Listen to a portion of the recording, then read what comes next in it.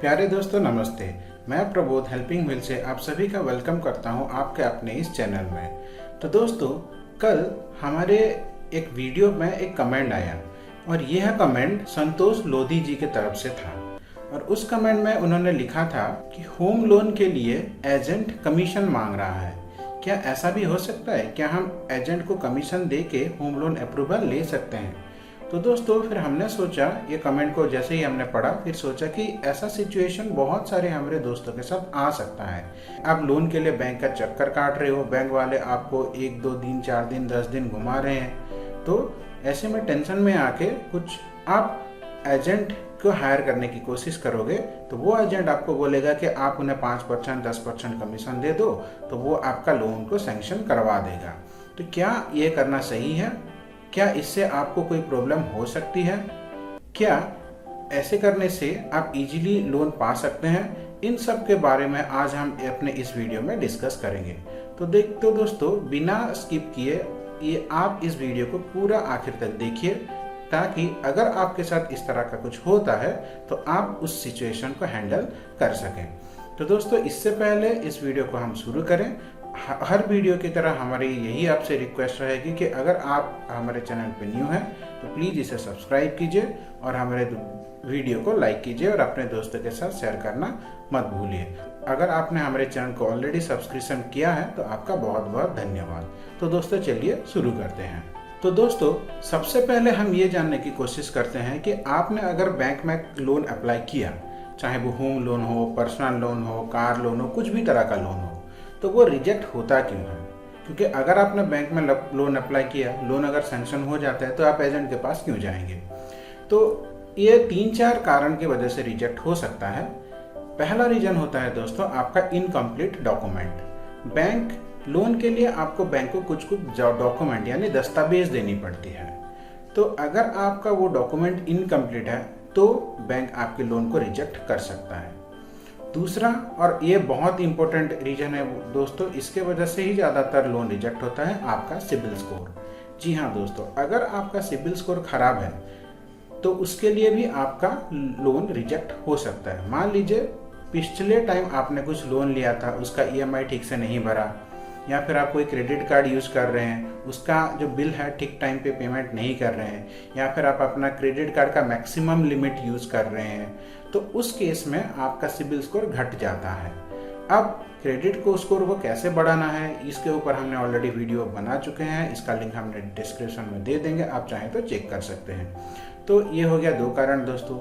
तीसरा रीजन ये हो सकता है दोस्तों कि आप अगर सैलरीड हैं या फिर आप अगर बिजनेस हैं, तो अगर आप कोलैटरल लोन लेना चाहते हैं, जैसे कि मान लीजिए कोलैटरल लोन वह लोन होता है जो कि आप अपनी कोई चीज़ बैंक के पास गिरवी रखते हैं और बैंक उसके बदले आपको लोन देता है।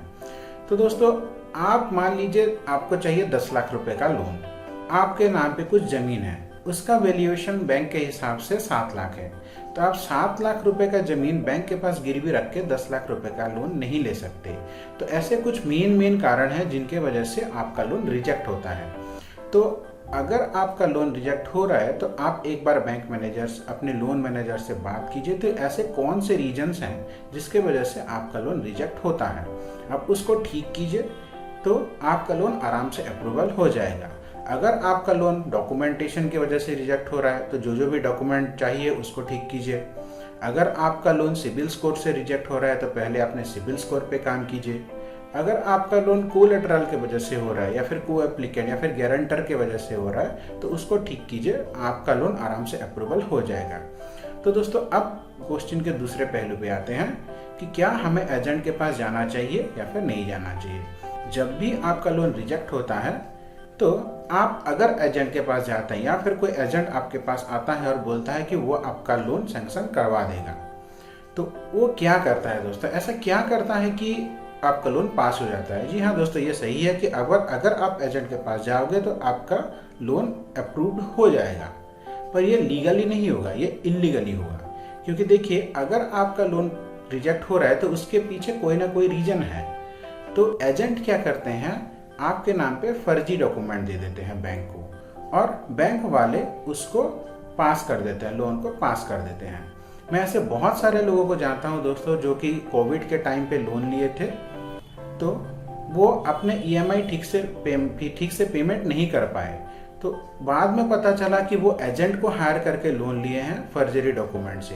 तो उनको तो जितना पैसा बैंक को लौटाना था, उसके ऊपर उनका पेनल्टी भी लगा और उनके ऊपर लीगल एक्शंस भी लिए गए। जी हाँ दोस्तों, अगर आप एजेंट के पकड़ के लोन सैंक्शन करवा भी ले लेते हो, तो अगर आपने अपना ईएमआई ठीक से नहीं भर पाए, अगर आपका एक भी ईएमआई मिस हुआ, तो आपके अकाउंट के ऊपर इंक्वायरी बैठेगी। और अगर उनको ये पता चला कि आपने कुछ फर्जरी डॉक्यूमेंट देके लोन पास किया है, तो आपके ऊपर लीगल एक्शन लिया जाएगा, आपको पेनल्टी देनी पड़ सकती है। हो सकता है कि बैंक आपके ऊपर केस कर ले और वर्स्ट केस में आपको जेल भी जाना पड़ सकता है, क्योंकि दोस्तों फर्जरी डॉक्यूमेंट देके बैंक से लोन लेना ये क्रिमिनल एक्टिविटी होता है। जी हाँ दोस्तों, तो मेरी आप सबसे यही रिक्वेस्ट है कि आप पहले अपने बैंक से बात कीजिए, क्यों ऐसे कौन से रीजंस की वजह से वो लोन को मना कर रहे हैं, उस रीजन पे काम कीजिए। आप अच्छे से उस रीजन पे काम करके उसको ठीक कीजिए। ये चाहे सिविल स्कोर हो, चाहे कोलैटरल हो, चाहे गारंटर हो, चाहे को एप्लीकेंट हो, चाहे आपका डॉक्यूमेंटेशन हो, कुछ भी रीजन के वजह से, तो उसके ऊपर अच्छे से काम कीजिए। आपका लोन हो सकता है थोड़ी देर हो, पर आराम से अप्रूवल हो जाएगा। तो दोस्तों, आशा करता हूँ हमारा आज का ये वीडियो आपको अच्छा लगा होगा। इस तरह की जानकारी पाने के लिए आप हमारे चैनल को सब्सक्राइब कीजिए और हमारे वीडियो को लाइक कीजिए और अपने दोस्तों के साथ शेयर करना मत भूलिए। आपका दिन मंगलमय हो। धन्यवाद दोस्तों।